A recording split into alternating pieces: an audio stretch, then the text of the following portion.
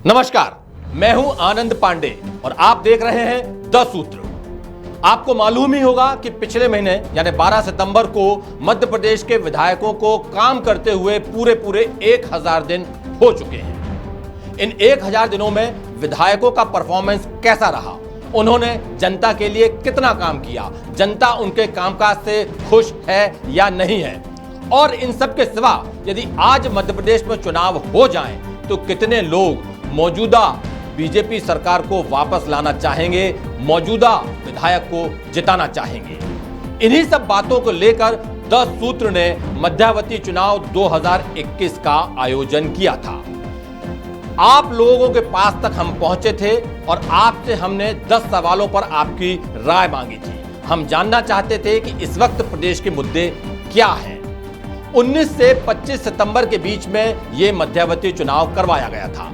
हम आपको बता दें कि द सूत्र इस दौरान मध्य प्रदेश के लगभग 20 लाख लोगों तक पहुंचा था। हालांकि 20 लाख लोगों ने वोटिंग नहीं की थी, लेकिन 20 लाख लोगों को इस बात की जानकारी हुई थी कि द सूत्र ऐसा कोई आयोजन कर रहा है। हमने ये जबरदस्त वोटिंग करवाई थी और वोटिंग पूरी तरह से गोपनीय रहे, पारदर्शी रहे, उसमें कोई गड़बड़ी ना हो पाए, इसकी हमने पुख्ता व्यवस्था की थी। आइए सबसे पहले हम आपको बताते हैं कि हमारा तरीका क्या था ये मध्यावधि चुनाव करवाने का।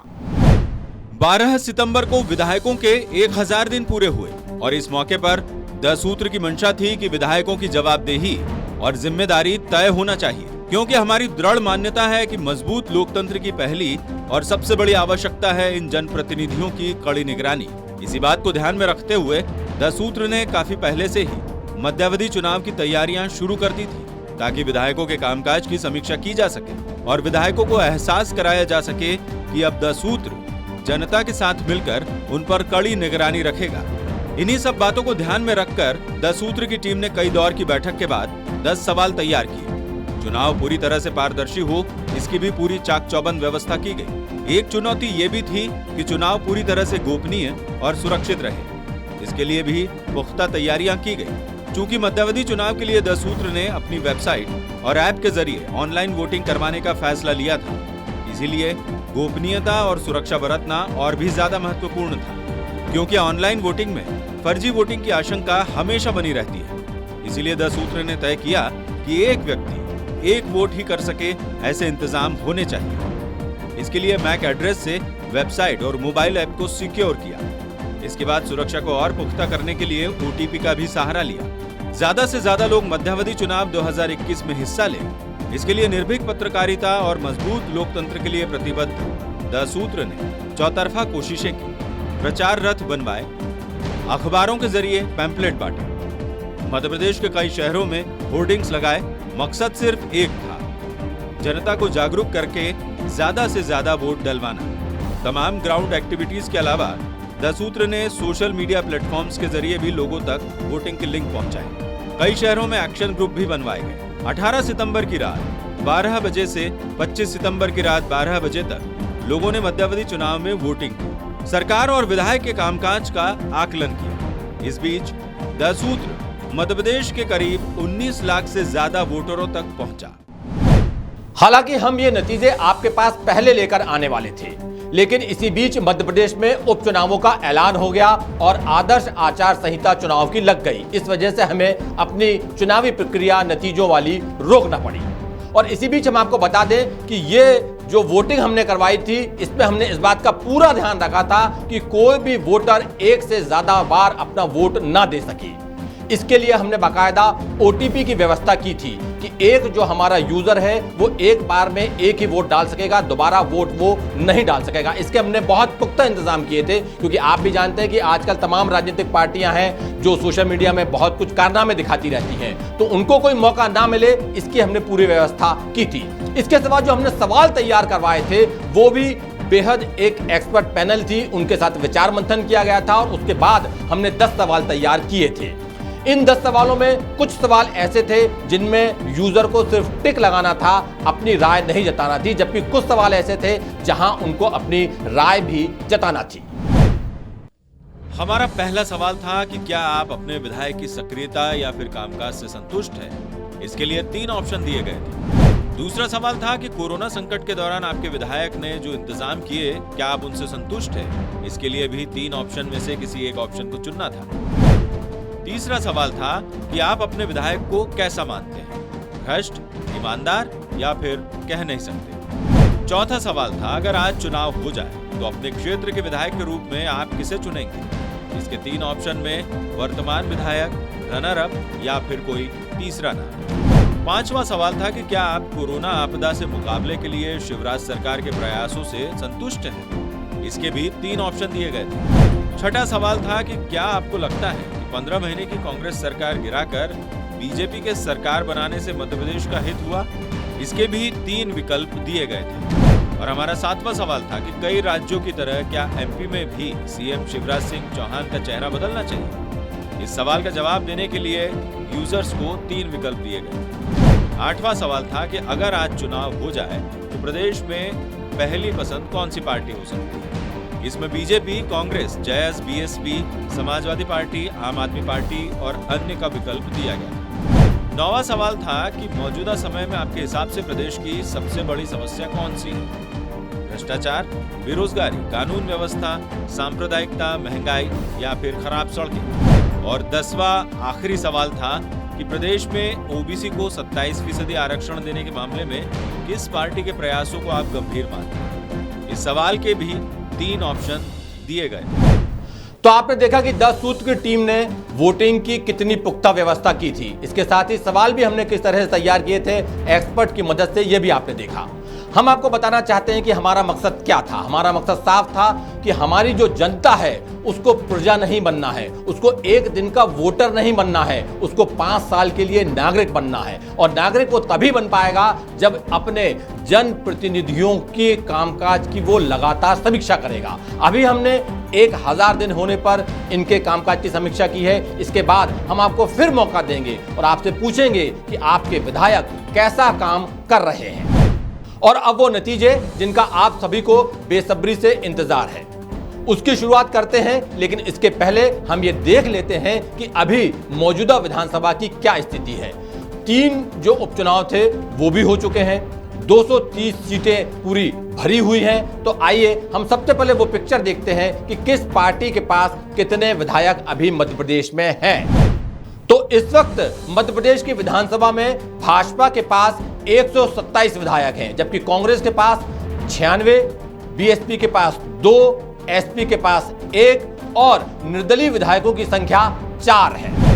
और अब आज यदि मध्य प्रदेश में चुनाव होते हैं तो फिर क्या नतीजा रहेगा, कैसी पिक्चर विधानसभा की रहेगी, आपको बताते हैं। मध्यवर्ती चुनाव का नतीजा कहता है कि आज यदि चुनाव हुए तो बीजेपी और कांग्रेस के बीच कड़ी टक्कर हो सकती है।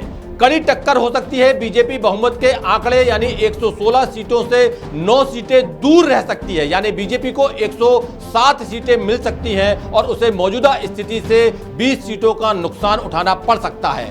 और कांग्रेस बहुमत के आंकड़े से केवल 3 सीटें ज्यादा जीत सकती है और उसे 23 सीटों का फायदा हो सकता है। यानी आप सीधे सीधे कह सकते हैं कि ऐसी तस्वीर 2018 के विधानसभा चुनाव के दौरान भी बनी थी, जब कांग्रेस को 114 और बीजेपी को 109 सीटें मिली थी। मध्यवर्ती चुनाव के नतीजों के मुताबिक बहुजन समाज पार्टी को 1 सीट का नुकसान उठाना पड़ सकता है, समाजवादी पार्टी को 1 और निर्दलीय के खातों में 2 सीटें जा सकती हैं। यानी कुल मिलाकर हम कह सकते हैं कि मुकाबला कांटे का रहेगा, बेहद नजदीकी रहेगा, बेहद जोरदार रहेगा। और अब हम आपको बताते हैं कि हमने यूजर से, आम लोगों से, जनता से जो 10 सवाल किए थे उन्हें लेकर किस तरह की क्या राय जनता ने रखी है। हमारा पहला सबसे अहम सवाल था कि आज अगर चुनाव हो जाए तो प्रदेश में कौन सी पार्टी आपकी पहली पसंद होगी। इस सवाल के जवाब में 56% लोगों ने कांग्रेस को अपनी पसंद बताया है, जबकि 38% लोगों की पसंद के साथ बीजेपी दूसरे नंबर पर है। आम आदमी पार्टी को 3% लोगों ने पसंद किया है और जय युवा आदिवासी संगठन, जो इस समय राजनीति के मैदान में नहीं है, यानी सीधे सीधे नहीं है, इसके बावजूद उसे 2% लोगों ने अपनी पसंद बताया है। वहीं बहुजन समाज पार्टी को 1% लोगों ने अपनी पसंद बताया है। और हमारा दूसरा सवाल बहुत ही रोचक, बहुत ही महत्वपूर्ण था। हमने जाना चाहा था कि क्या गुजरात, उत्तराखंड, कर्नाटक और पंजाब की तर्ज पर मध्य प्रदेश में भी सीएम का चेहरा बदलना चाहिए। इस सवाल के जवाब में 53%, 53% लोगों की राय है कि हां बदलना चाहिए, जबकि 42% लोग मानते हैं कि शिवराज अच्छा काम कर रहे हैं, उन्हें बदलने की कोई जरूरत नहीं है, जबकि 5% लोगों ने किसी भी तरह की राय देने से इनकार कर दिया है। हमारा अगला सवाल समस्या को लेकर था। हमने पूछा था कि इस वक्त प्रदेश की सबसे बड़ी समस्या कौन सी है।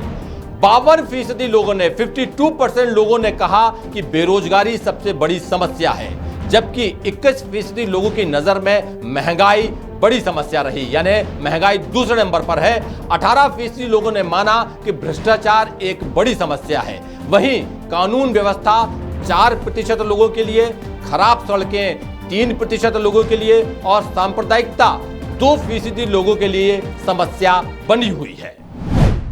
और हमारा अगला सवाल मौजूदा विधायक को लेकर सीधे सीधे था। हमने पूछा था कि आज अगर यदि चुनाव हो जाए तो क्या आप अपने वर्तमान विधायक को, मौजूदा विधायक को फिर से चुनेंगे?